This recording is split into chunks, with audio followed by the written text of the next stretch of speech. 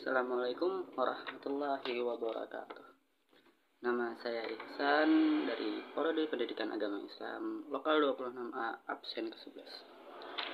Oke, saya akan membawakan materi makalah hari ini dengan berjudul Teknik Pengembangan Paragraf. Teknik pengembangan paragraf itu secara garis besarnya terbagi menjadi dua, yaitu satu dengan dianalisis, yang kedua dengan ilustrasi. Oke, yang pertama adalah ilustrasi. Ilustrasi yang dikatakan kalimat topik itu dilukiskan dan digambarkan dengan maksud dengan penjelasan sehingga di depan pembaca terbayang apa yang dimaksud oleh si penulis. Sedangkan analisis, apa yang kalimat topik analisis secara logis, itu sehingga pernyataan tadi merupakan sesuatu yang meyakinkan. Nah, di dalam praktik, kedua teknik ini dibagi lagi menjadi dua macam, yaitu dengan diperinci lagi dengan rincian sebagai berikut. Yang pertama dengan memberikan contoh-contoh, yang kedua dengan memberikan fakta-fakta, yang ketiga dengan memberikan alasan-alasan, yang keempat dengan memberikan dengan bercerita. Oke, yang pertama dengan memberikan contoh. Nah, di sini ada kalimat paragraf yang singkat ya, contoh, yaitu sebagai berikut. 1.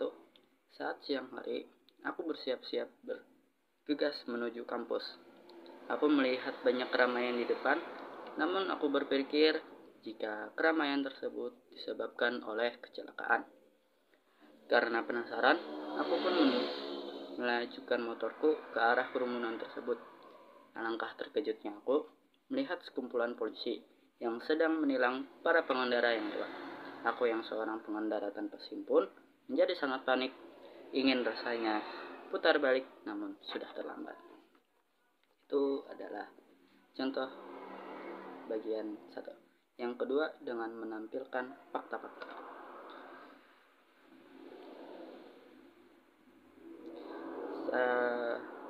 Yaitu contohnya, perkara jumlah kendaraan yang bertambah setiap tahunnya tak hanya berdampak pada peningkatan jumlah subsidi BBM, kepadatan jalur di lalu lintas, serta jumlah kecelakaan yang terjadi di jalan raya. Nah, itu adalah bagian kedua.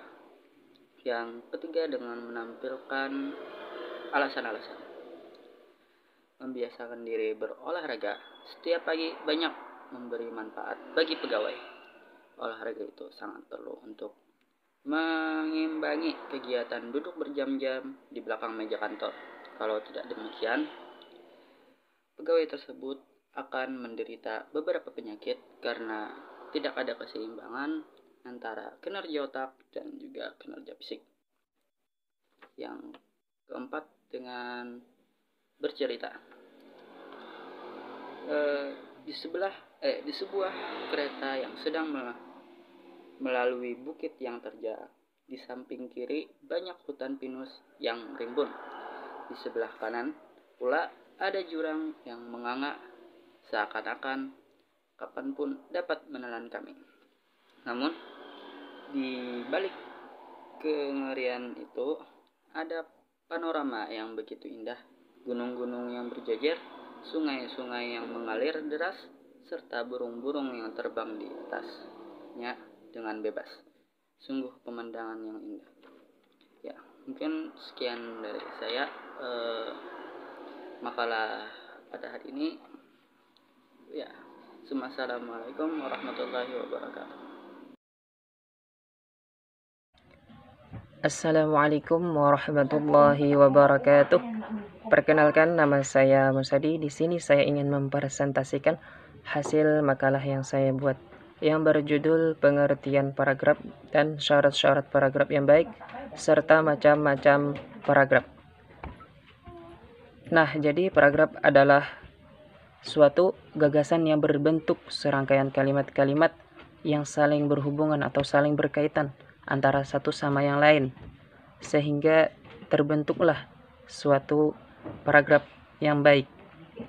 Nama lain dari paragraf juga bisa kita sebut dengan alinea. Kegunaan paragraf juga bisa menjadi mulainya sebuah topik baru dan memisahkan suatu gagasan utama yang berbeda-beda. Syarat-syarat paragraf yang baik terdapat ada 4. Yang pertama adalah kesatuan, dan yang kedua adalah kepaduan, dan yang ketiga adalah kelengkapan, dan yang keempat adalah urutan.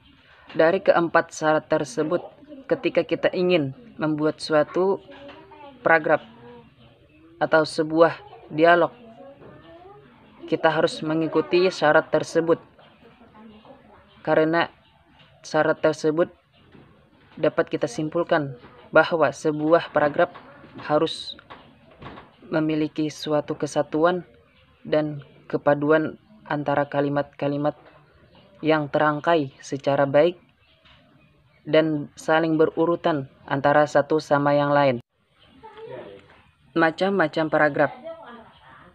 Padahal macam-macam paragraf ini atau jenis-jenisnya banyak, namun saya pribadi cuma mengambil ada 4. Yang pertama adalah paragraf deduktif, dan yang kedua adalah paragraf induktif, dan yang ketiga adalah paragraf campuran, dan yang keempat adalah paragraf ineratif.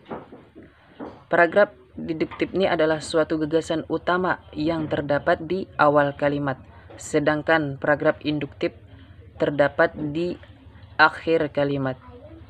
Kalau paragraf campuran terdapat di awal dan di akhir kalimat, sedangkan paragraf ineratif adalah suatu gagasan yang terdapat di tengah-tengah kalimat. Contohnya, pada bulan November telah terjadi banjir di sekitaran kota Amuntai. Banjir biasanya terjadi pada musim hujan dan di dataran rendah. Banjir disebabkan oleh beberapa faktor, contohnya kesalahan-kesalahan manusia yang tidak menjaga lingkungan di sekitarnya. Nah, jadi dari contoh paragraf tersebut kita bisa membedakan apa itu paragraf deduktif, paragraf induktif, paragraf campuran, dan paragraf ineratif. Pada contoh paragraf tersebut, paragraf deduktif itu terdapat di awal kalimat, yaitu pada bulan November telah terjadi banjir di sekitaran kota Amuntai. Nah, di situ adalah termasuk gagasan utama yang berada di awal kalimat atau disebut paragraf deduktif. Sedangkan paragraf induktif itu berada di akhir kalimat. Yang di akhir kalimat berarti situ menjelaskan tentang banjir disebabkan oleh beberapa faktor, contohnya kesalahan-kesalahan manusia yang tidak menjaga lingkungan di sekitarnya. Nah, di sini disebut dengan induktif. induktif. Kalau yang di sini tadi disebut dengan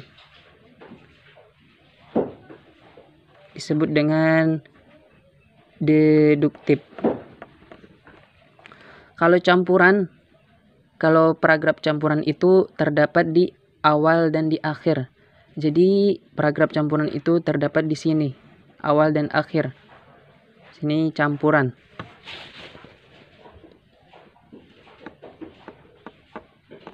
Situ campuran. Jadi dan yang terakhir paragraf ineratif. Paragraf ineratif itu yang berada di tengah-tengah kalimat. Jadi maksudnya itu dari paragraf tersebut yang berada di tengah-tengah kalimat ini adalah banjir biasanya terjadi pada musim hujan dan di dataran rendah. Nah, di sini adalah paragraf ineratif.